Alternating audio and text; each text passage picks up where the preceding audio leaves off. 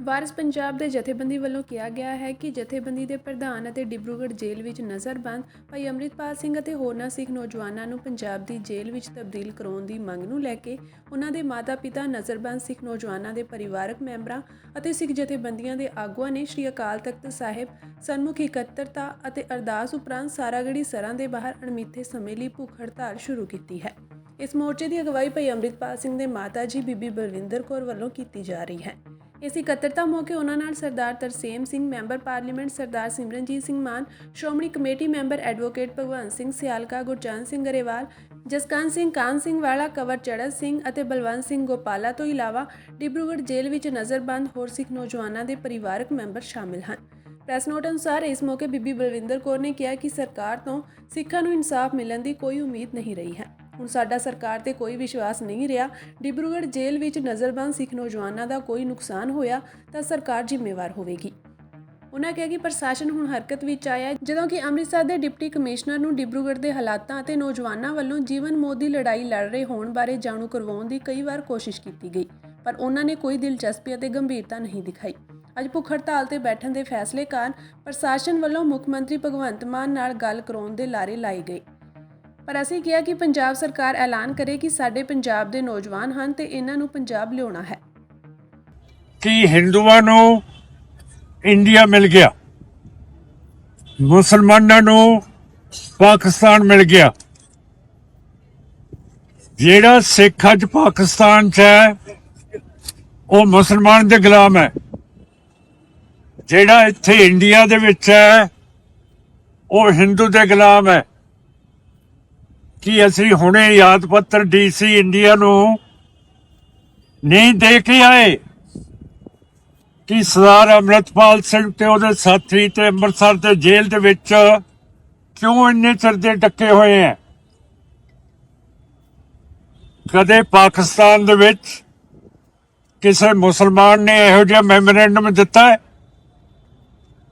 ਕਿ ਜੀ ਸਾਡੇ ਮੁਸਲਮਾਨ ਅੰਦਰ ਦਿੱਤੇ ਹੋਏ ਹੈ?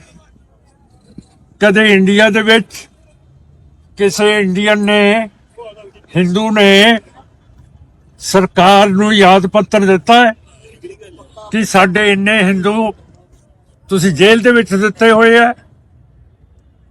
ਤਾਂ ਮੇਰਾ ਮਤਲਬ ਕਹਿਣ ਦਾ ਹੈ ਕਿ ਜਦੋਂ ਆਪਾਂ ਛਾਲ ਮਾਰਦੇ ਹਾਂ ਆਪਾਂ ਸੋਚਦੇ ਹੀ ਨਹੀਂ ਕਿ ਦੂਜੇ ਬੰਨੇ ਲੱਗਾਂਗੇ ਕਿ ਨਹੀਂ ਲੱਗਾਂਗੇ। ਐਵੇਂ ਛਾਲ ਮਾਰੀ ਜਾਣੀ, ਐਵੇਂ ਕਰੀ ਜਾਣਾ। ਜਿਹੜਾ ਬੀਬੀ ਹਰਸਿਮਰਤ ਕੌਰ ਨੇ ਉੱਥੇ ਤਕਰੀਰ ਕੀਤੀ ਪਾਰਲੀਮੈਂਟ 'ਚ, ਉਹ ਤਾਂ ਸਾਡੇ ਹਿੰਦੂ ਭਰਾਵਾਂ ਦੇ ਕੰਨਾਂ ਤੋਂ ਬਾਹਰ ਚਲੀ ਜਾਂਦੀ ਸੀਗੀ। ਉਹ ਸੁਣਦੇ ਸੀਗੇ। ਬੀਬੀ ਹਰਸਿਮਰਤ ਕੌਰ ਸਿੱਖਾਂ ਦੀ ਤਕਲੀਫ ਦੱਸ ਰਹੀ ਸੀ, ਪਰ ਹਿੰਦੂਆਂ ਦੇ ਮਨ ਦੇ ਉੱਤੇ ਤਾਂ ਉਹ ਜਿਹੜੀ ਦਰਦ ਸੀ ਉਹਦੇ ਨਾਲ ਤਾਂ ਕੋਈ ਉਹਦੇ ਨਾਲ ਸਹਿਮਤ ਨਹੀਂ ਸੀ ਸਿਵਾਏ ਮੇਰੇ। ਸੋ ਸਤਿਕਾਰਯੋਗ ਸਾਧ ਸੰਗਤ ਜੀ, ਆਪਾਂ ਨੂੰ ਹੁਣ ਸੋਚ ਕੇ ਕਰਨਾ ਪਊਗਾ। ਸਾਡੇ ਨੌਜਵਾਨ ਬਾਰਡਰਾਂ ਦੇ ਉੱਤੇ ਮਾਰੇ ਜਾ ਰਹੇ ਹੈ। ਖਨੌਰੀ ਤੇ ਸ਼ੰਭੂ ਪੁਲਿਸ ਨੇ ਉਹਨਾਂ ਦੇ ਟਰੈਕਟਰ ਤੋੜਤੇ ਹੈ, ਉਹਨਾਂ ਦੀਆਂ ਮੋਟਰਾਂ ਤੋੜਤੀਆਂ। ਵਾਹਿਗੁਰੂ ਜੀ ਕਾ ਖਾਲਸਾ, ਵਾਹਿਗੁਰੂ ਜੀ ਕੀ ਫਤਿਹ। ਪਿਛਲੇ ਸਾਲ ਭਾਈ ਅੰਮ੍ਰਿਤਪਾਲ ਸਿੰਘ ਖਾਲਸਾ ਤੇ ਉਹਨਾਂ ਦੇ ਸਾਥੀਆਂ ਤੇ NSA ਲਾ ਕੇ ਡਿਬਰੂਗੜ੍ਹ ਜੇਲ੍ਹ ਦੇ ਵਿੱਚ ਭੇਜ ਦਿੱਤਾ ਸੀ। ਉੱਥੇ ਜੇਲ੍ਹ ਦੇ ਵਿੱਚ ਵੀ ਬਹੁਤ ਵੱਡਾ ਪਹਿਲਾਂ ਸੰਘਰਸ਼ ਕਰਨਾ ਪਿਆ ਕਿ ਮੁਲਾਕਾਤਾਂ ਨਹੀਂ ਸੀ ਕਰਨ ਦਿੰਦੇ। ਪਰਿਵਾਰ ਨੇ ਵੱਡੀ ਜਦੋਜਹਿਦ ਕੀਤੀ, ਸ਼੍ਰੋਮਣੀ ਕਮੇਟੀ ਵੱਲੋਂ ਵੀ ਜਦੋਜਹਿਦ ਹੋਈ। ਅੰਤ ਕੁਝ ਸਮਾਂ ਸੰਘਰਸ਼ ਕਰਕੇ ਉਹਨਾਂ ਨਾਲ ਮੁਲਾਕਾਤ ਦਾ ਸਮਾਂ ਬਣਿਆ।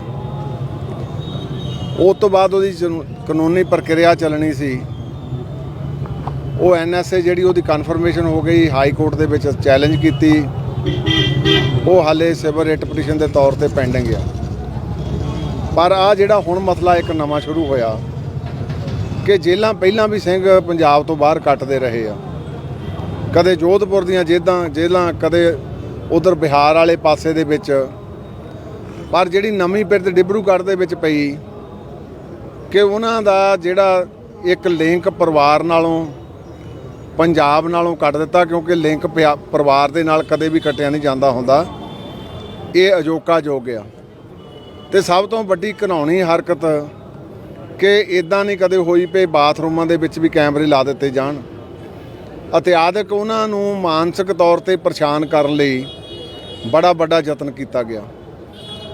ਓੜਕ ਫਿਰ ਉਹਨਾਂ ਸਾਰਿਆਂ ਵੀਰਾਂ ਨੇ ਜਿਹੜੇ ਉੱਥੇ ਬੈਠੇ ਆ, ਉਹਨਾਂ ਨੇ ਆਪਣੇ ਸੰਘਰਸ਼ ਦਾ ਰਾਹ ਚੁਣਿਆ। ਉਹ ਸੰਘਰਸ਼ ਦਾ ਰਾਹ ਸੀ ਵੀ ਭੁੱਖ ਹੜਤਾਲ। ਉਹਨਾਂ ਨੇ ਉੱਥੇ ਭੁੱਖ ਹੜਤਾਲ ਸ਼ੁਰੂ ਕੀਤੀ ਤੇ ਕੁਦਰਤੀ ਆ ਜਿਹੜੇ ਬੱਚੇ ਭੁੱਖ ਹੜਤਾਲ ਤੇ ਹੋਣ ਤੇ ਮਾਂ ਪਿਓ ਤੇ ਪਰਿਵਾਰਾਂ ਦੇ ਵਿੱਚ ਇਸ ਗੱਲ ਦੀ ਚਿੰਤਾ ਜਿਹੜੀ ਉਹ ਵੱਧ ਜਾਂਦੀ ਹੈ। ਸੋ ਇੱਥੇ ਜਿਹੜੇ ਕੱਲ ਭਾਈ ਅੰਮ੍ਰਿਤਪਾਲ ਸਿੰਘ ਜੀ ਦਾ ਸਮੁੱਚਾ ਪਰਿਵਾਰ, ਪਿਤਾ ਜੀ, ਮਾਤਾ ਜੀ ਤੇ ਦੂਸਰੇ ਜਿਹੜੇ ਸਾਡੇ ਉੱਥੇ NSA ਦੇ ਵਿੱਚ ਸਿੰਘ ਬਣਦੇ ਆ ਉਹਨਾਂ ਦੇ ਪਰਿਵਾਰ, ਉਹ ਸਾਰੇ ਇੱਥੇ ਬੈਠੇ ਆ ਭੁੱਖ ਹੜਤਾਲ ਤੇ ਮੈਂ ਪੰਜਾਬ ਸਰਕਾਰ ਨੂੰ ਕਹਿਣਾ ਚਾਹੁੰਦਾ ਕਿ ਪਹਿਲਾਂ ਸਮਾਂ ਦਿੱਤਾ ਗੱਲ ਕਰੋ, ਨਹੀਂ ਗੱਲ ਕੀਤੀ। ਵੀ 24 ਘੰਟਿਆਂ ਦਾ ਸਮਾਂ ਦਿੱਤਾ ਗੱਲ ਕਰੋ, ਨਹੀਂ ਕੀਤੀ। 36 ਘੰਟਿਆਂ ਦਾ ਸਮਾਂ ਨਿਕਲ ਗਿਆ। ਕਿਹੜੀ ਪ੍ਰੀਖਿਆ ਲੈ ਰਹੇ ਆ ਸਿੱਖ ਕੌਮ ਦੀ? ਉਹ ਕੋਈ ਜਾਤੀ ਕਾਰਜ ਲਈ ਨਹੀਂ ਅੰਦਰ ਗਏ, ਉਹ ਇੱਕ ਪੀੜਾ ਲੈ ਕੇ ਅੰਦਰ ਗਏ ਆ। ਚਲੋ ਤੁਹਾਡਾ ਕਾਨੂੰਨ ਕਹਿੰਦਾ ਉਹ ਚੱਲੀ ਜਾਣ ਦਿਓ, ਤੇ ਜਿਹੜੇ ਜਾਤੀਆਂ ਕਰੋਗੇ ਫਿਰ ਬੰਦਾ ਕਿਹੜਾ ਰਾਹ ਚੁਣੂਗਾ? ਭਾਵੇਂ ਗੁਰਮਤ ਦਾ ਇਹ ਕਨਸੈਪਟ ਨਹੀਂ, ਮੇਰੇ ਤੋਂ ਇਹ ਭਾਈ ਸਾਹਿਬ ਆਪ ਸਿਆਣੇ ਆ ਕਿ ਭੁੱਖ ਹੜਤਾਲ ਸਰੀਰਕ ਕਸ਼ਟ ਦੇਣਾ, ਪਰ ਸਰਕਾਰ ਨੂੰ ਜਿਹੜੇ ਤੁਸੀਂ ਰੋਸ ਪ੍ਰਦਰਸ਼ਨ ਕਰਨਾ ਕਿਹੜਾ ਢੰਗ ਆ? ਸਰਕਾਰ ਗੱਲ ਸੁਣਨ ਨੂੰ ਤਿਆਰ ਨਹੀਂ, ਸਰਕਾਰ ਕੋਈ ਗੱਲ ਕਰਨ ਨੂੰ ਤਿਆਰ ਨਹੀਂ। ਸ਼੍ਰੋਮਣੀ ਗੁਰਦੁਆਰਾ ਪ੍ਰਬੰਧਕ ਕਮੇਟੀ ਕੋਲ ਗੱਲਾਂ ਕਰਨ ਨੂੰ ਜੇ ਭੇਜਦੇ ਆ ਚਿੱਠੀਆਂ ਤਾਂ ਟਾਈਮ ਦੇਣ ਨੂੰ ਤਿਆਰ ਨਹੀਂ ਗੇ। ਸੋ ਇਹਨਾਂ ਨੇ ਕੱਲ੍ਹ ਦਾ ਫਿਰ ਇਹ ਰਾਹ ਚੁਣਿਆ। ਮੈਂ ਪਰਿਵਾਰ ਨੂੰ ਬੇਨਤੀ ਕਰੂੰਗਾ, ਭਾਈ ਸਾਹਿਬ ਜੀ ਨੂੰ, ਮਾਤਾ ਜੀ ਨੂੰ ਬੇਨਤੀ ਕਰੂੰਗਾ ਕਿ ਇਹ ਠੀਕ ਹੈ ਵੀ ਤੁਹਾਡੀ ਪੀੜਾ ਤੇ ਚਿੰਤਾ ਉਹ ਵੱਧ ਆ, ਕਿਉਂਕਿ ਬੇਟੇ ਆ, ਬੱਚੇ ਆ ਉੱਥੇ ਬੈਠੇ ਭੁੱਖ ਹੜਤਾਲ ਕਰਕੇ, ਤੇ ਮਾਂ ਪਿਓ ਹੀ ਰੱਬ ਤੋਂ ਬਾਅਦ ਲਾਗੇ ਹੁੰਦਾ ਜਿਹਨੂੰ ਆਪਣੀ ਔਲਾਦ ਦਾ ਦਰਦ ਹੁੰਦਾ। ਪਰ ਜੇ ਆਪਾਂ ਐਵੇਂ ਸਰੀਰ ਨੂੰ ਹੋਰ ਕਸ਼ਟ ਦਿਆਂਗੇ ਤੇ ਲੜਾਈ ਤਾਂ ਆਪਾਂ ਸਰੀਰਾਂ ਨਾਲ ਹੀ ਲੜਨੀ ਆ। ਸ਼੍ਰੋਮਣੀ ਗੁਰਦੁਆਰਾ ਪ੍ਰਬੰਧਕ ਕਮੇਟੀ ਪਹਿਲਾਂ ਵੀ ਲੀਗਲ ਅਸਿਸਟੈਂਸ ਹਰ ਇੱਕ ਢੰਗ ਨਾਲ ਦਿੰਦੀ ਆ, ਅਗਾਂਹ ਵੀ ਅਸੀਂ ਵਚਨਬੱਧ ਆ। ਤੇ ਮੈਂ ਇੱਥੇ ਜਿੰਨੇ ਪਰਿਵਾਰ ਬੈਠੇ ਆ ਇਹਨਾਂ ਨੂੰ ਬੇਨਤੀ ਵੀ ਕਰਦਾ ਕਿ ਆਪਾਂ ਉਹ ਰਾਹ ਚੁਣੀਏ ਜਿਹਦੇ ਵਿੱਚੋਂ ਕਾਨੂੰਨੀ ਲੜਾਈ ਇੱਕ ਸਾਡੀ ਆ, ਦੂਸਰੀ ਲੋਕਾਂ ਦੀ ਕਚਹਿਰੀ ਦੀ ਲੜਾਈ ਆ। ਤੇ ਜੇ ਆਪਾਂ ਇੱਥੇ ਭੁੱਖ ਹੜਤਾਲਾਂ ਤੇ ਬੈਠਾਂਗੇ, ਸਰੀਰਾਂ ਦੇ ਨੁਕਸਾਨ ਹੋਣਗੇ, ਉਹ ਮੇਰਾ ਖਿਆਲ ਸਾਨੂੰ ਚੰਗਾ ਨਹੀਂ ਲੱਗਣਾ। ਪਰ ਅੱਜ ਮੈਂ ਸਿੰਘ ਸਾਹਿਬ ਜੀ ਨਾਲ ਵੀ ਬੈਠ ਕੇ ਵਿਚਾਰ ਕਰਾਂਗੇ, ਉਹਨਾਂ ਦੇ ਨਾਲ ਵੀ, ਕਿ ਇਹ ਜਿਹੜੇ ਇੱਥੇ ਪਰਿਵਾਰ ਬੈਠੇ ਆ ਇਹਨਾਂ ਨੂੰ ਆਪਾਂ ਬੈਠ ਕੇ ਵਿਚਾਰ ਕਰਕੇ ਅਗਲਾ ਕੀ ਰਣਨੀਤੀ ਕਰਨੀ ਆ, ਉਹ ਰਣਨੀਤੀ ਦੇ ਤਹਿਤ ਚੱਲਾਂਗੇ। ਹੁਣ ਮੈਨੂੰ ਇੱਥੇ ਬੈਠਿਆਂ ਨੂੰ ਪਤਾ ਲੱਗਾ ਵੀ ਭਗਵੰਤ ਮਾਨ ਨੇ ਸ਼ਾਇਦ ਕੱਲ੍ਹ ਨੂੰ ਮੀਟਿੰਗ ਸੱਦੀ ਆ, ਕੁਝ ਕਹਿੰਦੇ ਕੈਂਸਲ ਕਰ ਦਿੱਤੀ ਆ। ਫਰਜ਼ ਤਾਂ ਉਹਦਾ ਬਣਦਾ ਸੀ ਕਿ ਆ ਕੇ ਇੱਥੇ ਸਾਰ ਲਵੇ, ਪਰ ਜੇ ਮੇਰਾ ਖਿਆਲ ਲਾ ਐਂਡ ਆਰਡਰ ਦੀਆਂ ਇੱਦਾਂ ਸਮੱਸਿਆ ਵਧਾਓਗੇ, ਉਧਰ ਕਿਸਾਨ ਬੈਠੇ ਆ, ਉਹ ਆ ਕੇ ਹਰਿਆਣੇ ਵਾਲੇ ਗੋਲੀਆਂ ਮਾਰ ਕੇ ਇੱਕ ਸਾਡਾ ਸਿੰਘ ਸ਼ਹੀਦ ਕਰ ਗਏ, ਟਾਇਰ ਸਾਰੇ ਪੈਂਚਰ ਕਰ ਗਏ, ਰਬੜ ਦੀਆਂ ਗੋਲੀਆਂ ਮਾਰ ਕੇ ਉਹ ਵਿਚਾਰੇ ਹਸਪਤਾਲਾਂ 'ਚ ਬੈਠੇ। ਤੇ ਆਹ ਪਰਿਵਾਰ ਜਿਹੜਾ ਹੈ NSA ਲਾਗੇ ਠੀਕ ਆ, ਤੁਸੀਂ ਸਾਡੇ ਕਾਨੂੰਨ ਨੇ ਲਾਤੀ, ਸਾਡਾ ਕਾਨੂੰਨੀ ਚਾਰਾ ਜੋਰੀ ਅਸੀਂ ਕਰਨ ਡਏ ਆ ਪੂਰੇ ਜ਼ੋਰ ਤੇ। ਉਹ ਕੋਈ ਨਹੀਂ ਲੜਾਈ, ਅਸੀਂ ਕੋਰਟਾਂ 'ਚ ਲੜੀ ਜਾਂਦੇ, ਪਰ ਜਿਹੜਾ ਉੱਥੇ ਉਹਨਾਂ ਨੂੰ ਫਿਜ਼ੀਕਲ ਟੌਰਚਰ ਕੀਤਾ ਜਾ ਰਿਹਾ, ਮੈਂਟਲ ਟੌਰਚਰ ਕੀਤਾ ਜਾ ਰਿਹਾ, ਇਹ ਜੇਲ੍ਹ ਦੇ ਵਿੱਚ ਐਵੇਂ ਨਹੀਂ ਕਦੇ ਵੀ ਹੋਇਆ। ਸੋ ਉਹ ਤੋਂ ਪੀੜਤ ਉਹ ਵਿਚਾਰੇ ਅੰਦਰ ਬੈਠੇ ਭੁੱਖ ਹੜਤਾਲ ਤੇ, ਉਧਰੋਂ ਪਰਿਵਾਰ ਬੈਠੇ ਆ। ਸੋ ਮੈਂ ਉਹਨਾਂ ਸਿੰਘਾਂ ਨੂੰ ਵੀ ਬੇਨਤੀ ਕਰਨੀ ਚਾਹਾਂਗਾ, ਪੰਥ ਤੁਹਾਡੇ ਨਾਲ ਆ, ਆਪਾਂ ਉਹ ਰਾਹ ਚੁਣੀਏ ਜਿਸ ਰਾਹ ਦੇ ਵਿੱਚੋਂ ਆਪਾਂ ਸਰਕਾਰ ਦੇ ਨਾਲ ਲੜਾਈ 'ਚੋਂ ਸਫਲ ਹੋ ਕੇ ਨਿਕਲੀਏ। ਤੇ ਆ ਜਿਹੜੇ ਇੱਥੇ ਪਰਿਵਾਰ ਬੈਠੇ ਆ, ਇਹਨਾਂ ਨੂੰ ਮੈਂ ਬੇਨਤੀ ਕਰੂੰਗਾ ਕਿ ਆਪਾਂ ਸਰੀਰਕ ਕਸ਼ਟ ਦਿਆਂਗੇ ਹੋਰ, ਤੇ ਸਰਕਾਰ ਦਾ ਸ਼ਾਇਦ ਇਵੇਂ ਦੇ ਕਾਰਜਾਂ ਨੂੰ ਚਾਹੁੰਦੀ ਹੋਵੇ, ਹੱਲ ਤਾਂ ਕੋਈ ਕਰਨ ਨੂੰ ਤਿਆਰ ਨਹੀਂ। ਸੋ ਮੈਂ ਪਰਿਵਾਰਾਂ ਨੂੰ ਨਿਮਰਤਾ ਸਹਿਤ ਬੇਨਤੀ ਕਰਨ ਆਇਆ ਸੀ, ਇਹਨਾਂ ਦੇ ਨਾਲ ਆ ਸ਼੍ਰੋਮਣੀ ਗੁਰਦੁਆਰਾ ਪ੍ਰਬੰਧਕ ਕਮੇਟੀ, ਹਰ ਇੱਕ ਪੱਖ ਤੋਂ ਸਹਿਯੋਗ ਕਰ ਰਹੀ ਆ, ਤੇ ਜਾ ਕੇ ਸਿੰਘ ਸਾਹਿਬ ਨਾਲ ਵੀ ਬੈਠ ਕੇ ਵਿਚਾਰ ਕਰਦੇ ਆ ਕਿ ਇਹਨਾਂ ਪਰਿਵਾਰਾਂ ਦੇ ਨਾਲ ਬੈਠ ਕੇ ਗਿਆਨ ਕਰਕੇ ਬੈਠ ਕੇ ਆਪੋ ਵਿੱਚ ਹੀ ਮੀਟਿੰਗ ਕਰਕੇ ਇਹਦਾ ਗਾਹਾਂ ਜਿਹੜਾ ਉਹ ਹੱਲ ਲੱਭਿਆ ਜਾ ਸਕੇ, ਤਾਂ ਕਿ ਭੁੱਖ ਹੜਤਾਲ ਦੇ ਨਾਲ ਕਈ ਵਾਰੀ ਡੈਫੀਸ਼ੀਐਂਸੀਜ਼ ਆ ਜਾਂਦੀਆਂ ਸਰੀਰ ਦੇ ਵਿੱਚ, ਉਹਨਾਂ ਤੋਂ ਬਚਿਆ ਜਾ ਸਕੇ। ਵਾਹਿਗੁਰੂ ਜੀ ਕਾ ਖਾਲਸਾ, ਵਾਹਿਗੁਰੂ ਜੀ ਕੀ ਫਤਿਹ। ਸ਼੍ਰੋਮਣੀ ਗੁਰਦੁਆਰਾ ਕਮੇਟੀ ਦੇ ਪ੍ਰਧਾਨ ਧਾਮੀ ਸਾਹਿਬ ਆਏ, ਉਹਨਾਂ ਦਾ ਅਸੀਂ ਧੰਨਵਾਦ ਕਰਦੇ ਹਾਂ ਕਿ ਉਹਨਾਂ ਨੇ ਸਾਡੇ ਮਸਲੇ ਨੂੰ ਸਮਝਦਿਆਂ, ਸਾਡੀ ਪੀੜਾ ਨੂੰ ਸਮਝਦਿਆਂ ਹੋਇਆ ਸਾਡੇ ਨਾਲ ਖੜਨ ਦਾ ਯਤਨ ਕੀਤਾ, ਤੇ ਅਸੀਂ ਉਹਨਾਂ ਦਾ ਬਹੁਤ ਬਹੁਤ ਧੰਨਵਾਦ ਕਰਦੇ ਹਾਂ ਤੇ ਅਸੀਂ ਅੱਗੇ ਤੋਂ ਵੀ ਕਹਿੰਦੇ ਕਿ ਸਾਨੂੰ ਵੱਧ ਤੋਂ ਵੱਧ ਸੰਗਤਾਂ ਸਹਿਯੋਗ ਦੇਣ, ਹੋਰ ਵੀ ਜਥੇਬੰਦੀਆਂ ਜਿਨ੍ਹਾਂ ਨੂੰ ਵੀ ਅਸੀਂ ਸਾਰਿਆਂ ਨੂੰ ਅਪੀਲ ਕਰਦੇ ਹਾਂ ਕਿ ਆਪਾਂ ਇਕੱਠੇ ਹੋ ਕੇ ਇਹ ਮਸਲੇ ਨੂੰ ਹੱਲ ਕਰੀਏ। ਪ੍ਰਧਾਨ ਜੀ ਉਹਨਾਂ ਨੇ ਕਿਹਾ ਕਿ ਅਸੀਂ ਤੁਹਾਡੀ ਹਰ ਪੱਖ ਤੋਂ ਜਿੱਦਾਂ ਵੀ ਤੁਸੀਂ ਇਹ ਭੁੱਖ ਹੜਤਾਲ ਵਾਲਾ ਰਸਤਾ ਸਹੀ ਨਹੀਂਗਾ, ਪਰ ਉਹਨਾਂ ਕੋਲ ਤਾਂ ਹੈ ਇਹ ਰਸਤਾ ਹੀ ਇਹ ਰਹਿ ਗਿਆ ਤੇ ਅਸੀਂ ਵੀ ਹੁਣ ਸੋਚ ਵਿਚਾਰ ਕਰਾਂਗੇ, ਜਿੱਦਾਂ ਸਾਨੂੰ ਕੋਈ ਜਥੇਦਾਰ ਸਾਹਿਬ ਜਾਂ ਕੋਈ ਹੁਕਮ ਲਾਊਗੀ ਕੌਮ, ਅਸੀਂ ਉਸੇ ਹਿਸਾਬ ਨਾਲ ਅੱਗੇ ਵਧਾਂਗੇ। ਹਾਂਜੀ, ਉਹ ਸ਼੍ਰੋਮਣੀ ਕਮੇਟੀ ਦੇ ਪ੍ਰਧਾਨ ਆਏ ਸੀ ਧਾਮੀ ਸਾਹਿਬ, ਉਹਨਾਂ ਨੇ ਕਿਹਾ ਸੀ ਹਰ ਪੱਖ ਤੋਂ ਤੁਹਾਡੇ ਨਾਲ ਆ ਤੇ ਜਿੱਦਾਂ ਵੀ ਤੁਹਾਡਾ ਸਹਿਯੋਗ ਦੇ ਸਕਾਂਗੇ ਦੇਵਾਂਗੇ। ਤੇ ਬਾਕੀ ਇਹ ਮੇਰੀ ਸਾਰੀ ਸੰਗਤ ਨੂੰ ਹੀ ਮੇਰੀ ਅਪੀਲ ਬੇਨਤੀ ਹੈ ਵੀ ਸਾਰੇ ਇੱਥੇ ਆਪਾਂ ਵੱਧ ਚੜ੍ਹ ਕੇ ਇਕੱਠੇ ਹੋਈਏ ਤਾਂ ਕਿ ਚੰਗਾ ਇਕੱਠ ਹੋਵੇ ਤੇ ਫਿਰ ਹੀ ਸਰਕਾਰਾਂ ਨੂੰ ਥੋੜ੍ਹਾ ਬਹੁਤਾ ਕੋਈ ਅਸਰ ਹੋ ਸਕਦਾ। ਜਿੰਨੀ ਵੀ ਸੰਗਤ ਭਾਈ ਸਾਹਿਬ ਨੂੰ ਪਿਆਰ ਕਰਦੀ, ਚਾਹੇ ਆਪਣੇ ਪੰਥ ਨੂੰ ਪਿਆਰ ਕਰਦੀ, ਕਿਉਂਕਿ ਉਹ ਪੰਥ ਵਾਸਤੇ ਤੁਰਿਆ ਸੀ, ਉਹਦਾ ਕੋਈ ਨਿੱਜੀ ਮਸਲਾ ਤੇ ਹੈ ਨਹੀਂ ਸੀ।